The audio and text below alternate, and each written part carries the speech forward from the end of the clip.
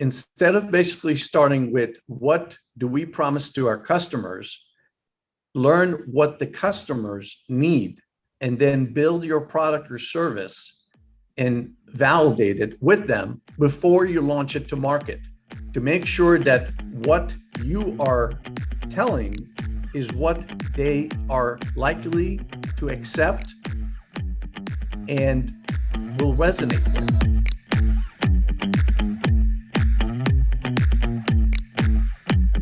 So today on CLevel, I have Gal Borenstein. He is the CEO of Borenstein Group. Gal, welcome. Thank you so much for having me on your program. Yeah, thanks for coming out. You know, I'm excited about today's episode because we're going to be talking about something that's near and dear to my heart as well, is branding, the importance of branding yourself and building trust in your brand, and then also the digital presence out on social media, which we've learned through COVID is the extreme importance for these business owners to do. So before we get into any of that, let me get a little bit of background. Where are you from? How'd you get started in the business? Tell me a little bit about you. Sure. So I graduated from Temple University in 1992 with a bachelor's degree in communications in what I call the prehistoric, pre-browser age of the internet, where there was no browser, or the first browser was a Netscape 1.0. Oh, wow. And I saw a huge shift on how communications are going to have. So I actually chose to get one of the first techno MBAs at the time at George Mason University in Fairfax, Virginia, which is outside Washington, D.C. And really, when I combined the skills that I had as a writer and my knowledge of marketing, but then with the understanding of things that at that time in 1992, when you told somebody I'm studying about telecommunications, people would look at you like you were studying astronomy, which today is what we call the internet, the voice video that we're doing right now. It used to be called SIP, which was stand for Standard Internet Protocol, and things that nobody knows about, or it looks like we're talking about, Stone Age. But make a story short, I worked as a marketing manager, my first job, for a small company that sold telephone systems that were the first computer telephone systems that were able to integrate voicemail. And my challenge was, as a marketing person, as a writer, that every engineer that I ever worked with had the greatest idea, highest merit of what they do. But when you ask them to explain it to somebody who's not technical, they basically fell flat, or really kind of did not convince the person that we're trying to sell to that this is how you do it, or this is what you should buy from me. The answer was, well, because it works. And that's really gave me the idea that as the economy was changing from big IBM type of companies, with the internet enabling even the smallest of the smallest businesses to have digital presence, that there should be a company out there in our industry, in the communication industry, that understands three things. Number one, be a vertical market specialist in technology and high tech. The second is understanding that business to business, especially because when you're selling to enterprise companies, whether it's small to mid-sized businesses, but all the way to the biggies, and you're trying to sell multiple licenses, thousands of licenses to any piece of software or hardware, you end up having to sell in a different way. And the third is, how can we make this measurable? Because typically creative agencies are known for doing a great job with a big idea. But if the big idea work only once and cannot be replicated to produce repeatable and predictable outcomes, it's not a science, it's just an experiment. So our tagline, by the way, which came up in 1994 when I started the Borenstein Group, which is now 26 years and going, is making creativity a science, which is all about the idea that creativity is not a science, but you have to bring them together. So great ideas come from being creative, but if you don't measure them and you don't assign accountability in the business process, they fail. So that's really kind of what brought us to today. And 26 years later, when I look at what we do, which is branding, marketing, PR, social media, strategic communications, influence communications, we find out that the distribution channels are changing constantly. But the core foundation of what started the conversation has not really changed. Yeah. Well, I think you hit on several really good points here. And I think because it's funny because in a very short segment of my life, I actually worked in telecom as well. And so selling POTS lines and MPLS and Yes. G lines. And yeah, I remember. Dark fiber. Yep, fiber, right? And so, what I always found, because I was always in sales, right? And I always found that when working with a lot of these technical people, they're so knowledgeable, like they understand all this tech, but then they start talking jargon to some Yes. of these the people that don't really understand. They need to buy their service, they just don't know how to articulate it in a way where they understand. And I think it was Steve Jobs that actually said, you know, you need to meet the consumer where they're at. If you get too technical, like, you're going to lose them and you're not going to be able to sell your product efficiently. And we see that in a lot of different types of marketplaces that have to do with tech. And you know, don't try to prove how smart you are. Talk about how that's going to solve their problem and meet them where they're at. And so Yeah, having that right messaging is huge. absolutely. And not to kind of compete with Apple, but let's bring another big guy in the industry or in the kind of new age of branding, which is Jeff Bezos, which says when they ask him, what is branding? He says, it's what people say about you when you're not in the room. And when you basically combine what you said, what Steve Jobs said, which is articulate the benefits to your customer base, to your user, to your prospects, but also build trust. Yes. Which is, trust is not when you say, trust me, you know, the joke in sales, which I think still holds generationally correct, which is, you don't say, trust me, I'm in sales, right? Trust you when you say, trust me, or, you know, to be honest, right?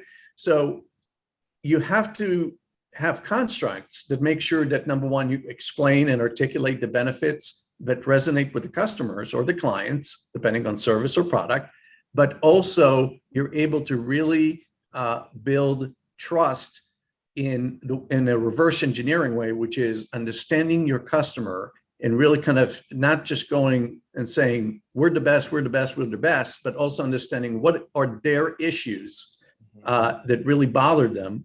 And another big thing that, just to kind of put a cap on it, really is the understanding that even when you're selling to an IBM or kind of a blue Fortune 500, Fortune 5000 company, Inc. 500, whatever it is, there's a human being that is making the decision.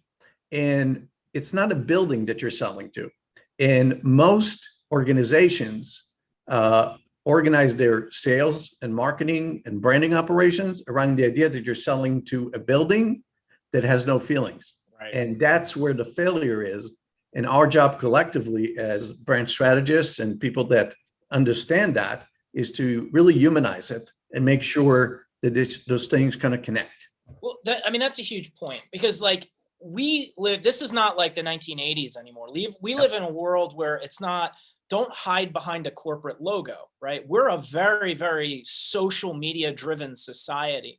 And I think the way people are buying right now is it's, you know, you've got your brand logo, but they also want to know the heartbeat behind the company. They want to know who the executive staff is. They want to know who's making these decisions, right? And so the importance of somebody to help brand not only the company but themselves is through, you know, it's really important right now, because this is the world where we live in. And so I think especially bigger companies where, you know, maybe the CEO does not know all of their employees by name, if they stay on social media and they keep pushing out branding and they keep getting their message out there, that relationship still builds on social media, even though a lot of these people might have not met the person face to face, or even their customer, their end user may have never met them, but because they're being present and they're on social media, that's only going to help the company. Absolutely. It's called, in many ways, we call it social proof, which is really kind of the idea that, you know, the old joke about, you know, if nobody sees a tree falls in a forest, does it exist? Right. Well, the social proof is that you could be like the best company in the world with the best reviews, but if you're not able to kind of proactively communicate with your audience and build a following, whether it's in a very niche market, which could be, for example, manufacturing of some chemicals, all the way to something that is more popular, like a software service or a fashion line, whatever it may be. Social media is where people are getting kind of that touch and feel that in the past was going to a trade show where the buyers met the marketing team and the sales team of an organization, and that handshake and that human connection right, really humanized the brand of a company that had a logo behind it. Well, those days are gone, obviously, and COVID really accelerated the process of how do you really kind of connect with an audience when you can't show up at their office. And it actually worked in many good ways, which is kind of the silver lining, if you will, of this whole situation is for marketing is we have to work a lot harder now in a good way to really make sure that our message comes across as authentic and not as a sales message, and that the human connection and engagement. Gosh, there's so many good nuggets in there. So one of them is that, yeah, people, when you're networking, going to these events, stuff like that, like, and I also talk about like the CEO being on stage, right? And so when you're on stage, you're in front of an audience, but when you're on social media, right, instead of being in an auditorium that holds X amount of people, social media, you have access to way more people that could fit in a building, right? And so when people talk about like how many views they're getting, all this other stuff, is, do you look at that, you're getting, even if you're a smaller company, you're only getting a couple hundred views or a few thousand views, right? That's like you being on stage in front of 1,000 people that want to hear what you have to say. Like in order to get that access, it would have to be a pretty large building, right? And sometimes more, right? Depending on your social media. And so think of that, right? Those are the things that, when you put it into this perspective, is like, hey, especially like with COVID, right? Like, now we couldn't get out there. We couldn't do these live events. I mean, things are starting to slowly come back, but focusing on pushing content and being active on social media, you're getting a lot more eyeballs than some networking event. Yes. And that kind of brings up another great point, Chris, in what you kind of articulated, which has to be with the fact that people in the marketing industry also have to understand that there is no such thing as social media as a tool, which is the equivalent of saying, I'd like to swim in the ocean. Social media has to be picked very strategically based on your audience. So when companies kind of, the CEO typically comes down to, to the cubicle or the glass door corner office of the chief marketing officer or the director of marketing or the marketing manager, and tells them, hey, I hear, all my friends, all the other companies that I met today are on Twitter or on Facebook or on Pinterest or on LinkedIn. How come we don't have as many followers? And it is a fallacy to believe, while we need to be on social media, that we need to be everywhere. We need to be very strategic and find where our followers, who are the buyer personas of who we're looking for, are consuming the information. So do you need to be on Facebook if you're selling to a group of people that are never interested in Facebook type information? The answer is no. And if you're on LinkedIn, are people interested in your personal hobbies? Very unlikely, unless they're headhunters, which are part of the LinkedIn mission, if you will, to help recruit. So at the end of the day, making sure that you really understand your customers and their persona, and building buyer personas, and understanding that, for example, there are certain media that are perfect for technology, showing user case scenarios, using multimedia, using a lot of video testimonials, for example, and having them being produced in an authentic way so they don't sound like a commercial, but they actually a Q&A with somebody who really tells you why did they pick this company or not. That's what people like to see. And obviously, as video is becoming more and more kind of the primary vehicle to deliver authenticity, it also works against those who misuse it or put them in places where they really are not going to get the results because they did not align it with the benchmarks of the company. Yeah. So the point I want to make here as an advisor to your audience really is when you're basically being told we need more followers on social media, the question you should be asking is not how many, it's are they the right people? Yes. And so I always use this example, which is in direct marketing in the old world, we used to say, you need to get a 1% response on your direct mail postcard in the old days. Yeah. I'm a dinosaur. So 80s, 90s, Yep. 90s, really, it was still direct mail.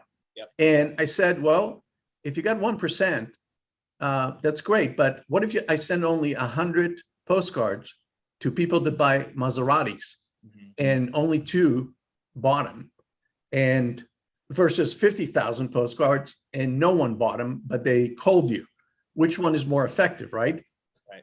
The 10 postcards or the 100 postcards. Right. Fast forwarding to today, you really need to be niching yourself in whatever industry you're in to be successful. Yeah, no, that's a great point. And I think the biggest thing to understand is you gotta know what type of platform, the audience of that platform. People are in a different mindset when they're on Facebook as opposed to Instagram, as opposed to LinkedIn, right? It's a totally different demographic and set of people that you need to speak to them. So in a way, and I do agree with you, I mean, because there's so many other platforms out there that you've probably never even heard of, like social media platforms that do have a small audience that probably you don't need to be on. I would encourage to get on ones that do make sense, but I think the most important thing is speaking to that audience where they're at, right? So if you're on LinkedIn, if you're a B2B company, you need to be on LinkedIn and pushing B2B content and not necessarily like showing what you had for lunch, right? Like it's different, right? And it's just a different type of mindset. So understanding that audience is going to maximize your return. And I love what you said, like far as, audience, like you don't need to have hundreds and hundreds and millions of followers, right? Like you don't need that. If you're in a very niche industry, you have to have the right followers, the right people that are going to buy from you. That's what's going to get you the most bang for your buck, not how many views you got, because they might be the wrong ones. Absolutely. And Chris, I mean, you made an outstanding point, which is in today's environment, really, you can differentiate your company by not having thousands of followers, but having the right followers. The right followers would be somebody that has a Rolodex on LinkedIn, for example, that there might be 10 or 15 of them, but if the 10 or 15 are influencers and have 5,000 members that will see the connection to you, they're worth millions of dollars to you when you're selling versus saying, I got 50,000 followers that don't care and don't engage, which means nothing. Right. That's so great. So we're coming at the top of our episode. I always ask this question, like if you were to give one piece of leadership advice or in your case, marketing advice to a CEO, a business owner, what would that be? Reverse engineer your value proposition. Instead of basically starting with what do we promise to our customers, learn what the customers need, and then build your product or service and validate it with them before you launch it to market, to make sure that what you are telling is what they are likely to accept and will resonate with. If you don't do that, and you basically hire a marketing team, an ad agency, a PR agency, a social media agency to do a campaign, and you don't really know what your customer intelligence is and what is the voice of your customer, you are going to spend a lot of money, which typically accounts for 60 or 80% of waste of advertising dollars, and you'll be back to where you started from versus having the opportunity to really pre-test what you're doing, have benchmarks, measure them, and be successful. I absolutely love that. So understand what it boils down to is really understanding what the customer's needs are and really having a good avatar for that customer, right? Who that person is, and then start building your marketing campaigns around that. I really love that. Go, thank you so much for coming on today's episode. It was such a great pleasure, and great audience also, and looking forward to sharing those insights. Thanks so much. Talk soon. Thank you. Hey guys, thanks for tuning in. If you like this episode, make sure you mash that like button and subscribe so you get the latest episodes. And if somebody else needs to hear it, please do them that favor and share it.